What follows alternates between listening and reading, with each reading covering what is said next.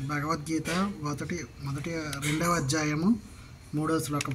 క్లైబ్యం మాస్మగుమః పార్థ నైతత్వయ ప్రపద్యతే క్షుద్రం హృదయ దౌర్బల్యం త్వక్తోత్తిష్ట పరస్తవ. ఓ పార్థ, ఈ పతన కారణమైన నపుంసకత్వాన్ని లొంగకు, ఇది నీకు తగదు. ఓ పరంతప, ఇటువంటి హృదయ దౌర్బల్యమును విడిచిపెట్టి లేమ్మో. భాష్యం. ఇక్కడ అర్జునుడు పృథాతనయునిగా సంబోధించబడ్డాడు. పృథా శ్రీకృష్ణుడు జనకుడైన వసుదేవుని సోదరి. అందుకే అర్జునుడు శ్రీకృష్ణుడితో రక్త సంబంధాన్ని కలిగి ఉన్నాడు. క్షత్రియ కుమారుడు యుద్ధం చేయడానికి నిరాకరిస్తే పేరుకు మాత్రమే క్షత్రియుడు అవుతాడు. అలాగే బ్రాహ్మణ తనయుడు కార్యం చేస్తే పేరుకే బ్రాహ్మణుడు అవుతాడు. అటువంటి క్షత్రియ బ్రాహ్మణులు తమ తండ్రులకు తగిన పుత్రులు కారు.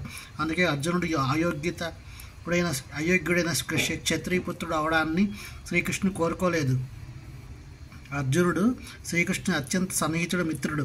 ఆ శ్రీకృష్ణుడే రథం మీద ఇప్పుడు అతనికి ప్రత్యక్షంగా నిర్దేశించి చేస్తున్నాడు. ఇన్ని యోగ్యతలు ఉన్నప్పటికీ అర్జునుడు యుద్ధాన్ని త్యజిస్తే అపకీర్తికరమైన కార్యం చేసిన వాడవుతాడు.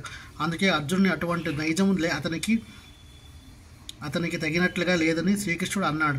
అత్యంత గౌరవనీయులైన భీష్ముడు బంధువుల పట్ల పరమోదార స్వభావంతో యుద్ధం విడిచి పెడతాడని అర్జునుడు వాదించాలని అనుకుంటే అటువంటి ఉద్ధారమైన కేవలం హృదయ దౌర్బల్యమైన శ్రీకృష్ణుడు భావించాడు. అటువంటి మిథ్యా ఉదారతను ఏ ప్రామాణికుడిగో ఆమోదించడు. అందుకే అటువంటి ఉదారతను లేదా నామమాత్ర అహింసకు అర్జునుని వంటి వ్యక్తి శ్రీకృష్ణుడి ప్రత్యక్ష నిర్దేశం తప్పక విడిచిపెట్టాలి.